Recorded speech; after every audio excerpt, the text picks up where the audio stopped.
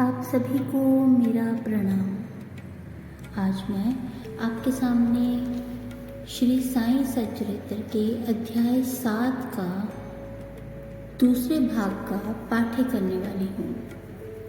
आप सभी से निवेदन है कि मेरे साथ अंत तक बने रहें। मेरा ऐसा मानना है कि इस अध्याय को पूरा सुनने के बाद बहुत सारी व्याधियों रोगों से आपको मुक्ति मिल जाएगी। आपका मन मेरी तरह ही शांत हो जाएगा और आप बहुत ही खूबसूरत पलों को अनुभव करेंगे और साईं बाबा की भक्ति में ओत-पोत हुआ महसूस करेंगे। इससे पहले के भाग के लिए आप मेरे चैनल पर 11 बजे की वीडियो को सुन सकते हैं। यह अध्याय 7 का दूसरा भाग है। बाबा को समस्त यौगिक प्रयोग और क्रियाएं ज्ञात थी। उनमें से केवल 2 का ही उल्लेख यहाँ किया जा रहा है। आते स्वच्छ करने की क्रिया। प्रति तीसरे दिन बाबा मस्जिद से पर्याप्त दूरी पर एक वट वृक्ष के नीचे किया करते थे। एक अवसर पर लोगों ने देखा कि उन्होंने अपनी आंतों को उधर से बाहर निकालकर उन्हें चारों ओर से स्वच्छ किया और समीप के वृक्ष पर सूखने के लिए रख दिया। शिरडी में इस घटना की पुष्टि करने के लिए लोग अभी भी जीवित हैं। उन्होंने इस सत्य की परीक्षा भी की थी। साधारण धोती क्रिया लंबे गीले कपड़े के टुकड़े से की जाती है। इस कपड़े को मुंह के द्वारा उदर में उतार लिया जाता है तथा उसे लगभग आधे घंटे तक रखे रहते हैं ताकि उसका पूरा प्रभाव हो सके। तत्पश्चात उसे बाहर निकाल लेते हैं। पर बाबा की तो यह धोती क्रिया सर्वथा विचित्र और असाधारण थी। एक समय बाबा ने अपने शरीर के अवयव पृथक मस्जिद के भिन्न स्थानों में बिखेर दिए। अकस्मात उसी दिन एक महाशय मस्जिद में पधारे और अंगों को इस प्रकार यहाँ वहाँ बिखरा देखकर बहुत ही भयभीत हो गए। पहले उनकी इच्छा हुई कि ग्राम अधिकारी को यह सूचना दी जाए कि किसी ने बाबा का खून कर उनके टुकड़े टुकड़े कर दिए हैं, परंतु सूचना देने वाला ही पहले पकड़ा जाता है। यह सोचकर वे मौन रहे। दूसरे दिन जब वे मस्जिद में गए तो बाबा को पूर्ववत हृष्ट पुष्ट और स्वस्थ देखकर उन्हें बड़ा विस्मय हुआ। उन्हें ऐसा लगा कि पिछले दिन जो दृश्य देखा था वह कहीं स्वप्न तो नहीं था। बाबा बाल्यकाल से ही यौगिक क्रियाएं किया करते थे। उन्हें जो अवस्था प्राप्त हो चुकी थी उसका सत्य ज्ञान किसी को भी नहीं था।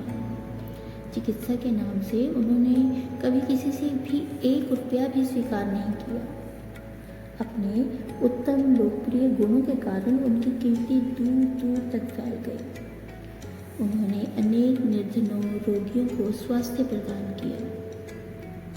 इस प्रसिद्ध डॉक्टर ने कभी अपने स्वार्थ की चिंता न कर अनेक विघ्नों को सामना किया और स्वयं असहनीय वेदना और कष्ट सहन कर सदैव दूसरों की भलाई की और उन्हें विपत्तियों में सहायता पहुंचाई। वे सदा दूसरों के कल्याण के लिए चिंतित रहते थे।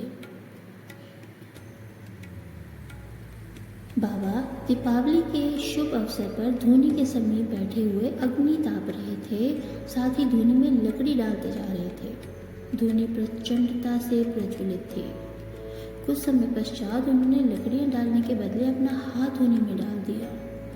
हाथ पूरी तरह से झुलस गया।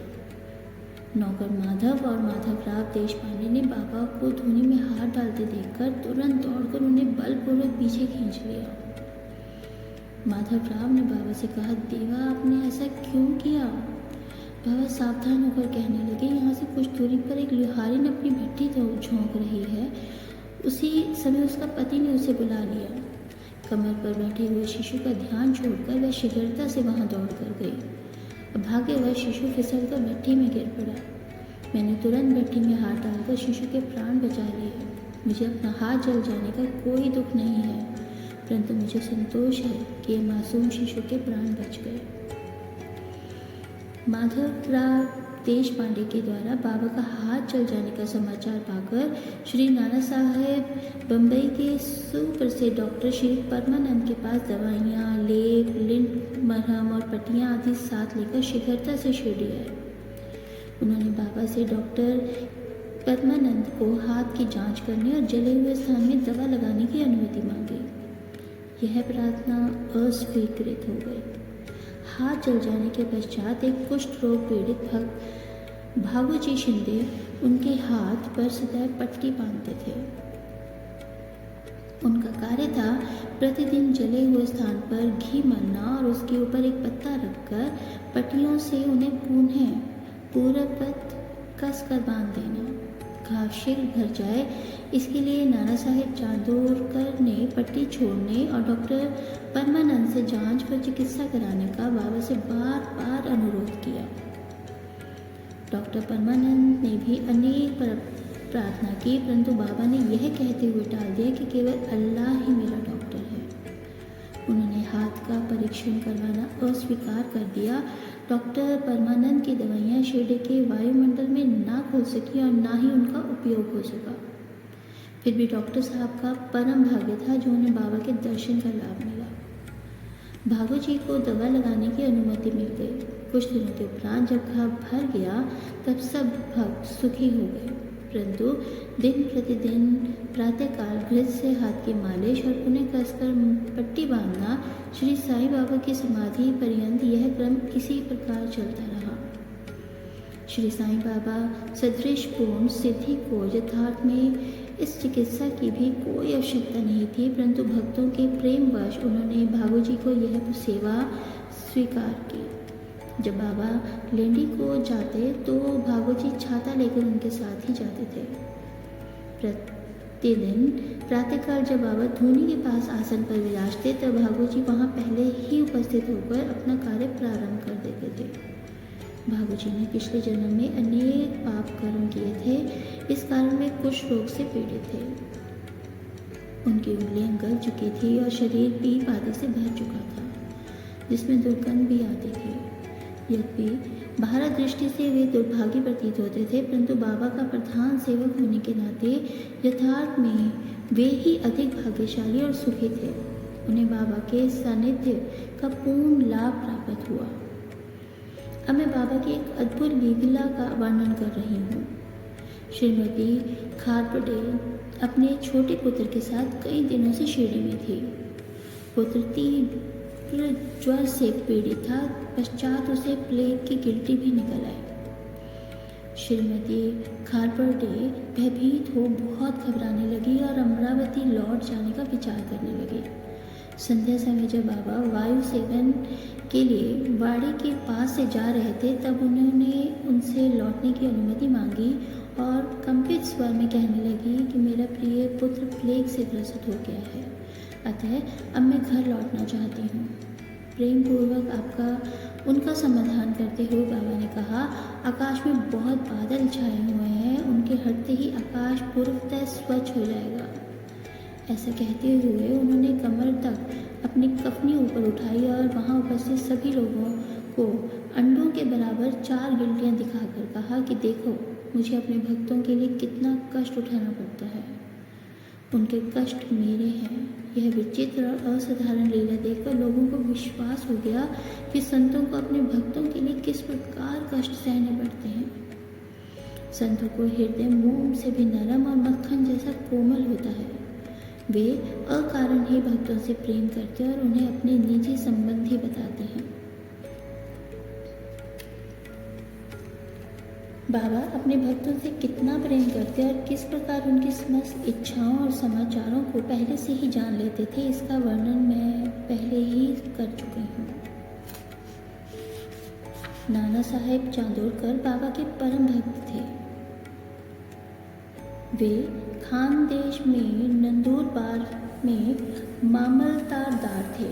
उनको पंढरपुर को तबादला हो गया और श्री साईं बाबा की भक्ति उन्हें फलदायी हो गई, क्योंकि उन्हें पंढरपुर जो सदृश ही मठ समझा जाता है उसमें रहने का अवसर प्राप्त हो गया। नाना साहब को शीघ्र ही कार्यभार संभालना था, इसीलिए वे किसी को पूर्व पत्र या सूचना दिए बिना ही शीघ्रता से शिरडी को रवाना हो गए। वे अपने पंढरपुर में अचानक ही पहुंचकर अपने विठोबा को नमस्कार कर फिर आगे प्रस्थान करना चाहते थे।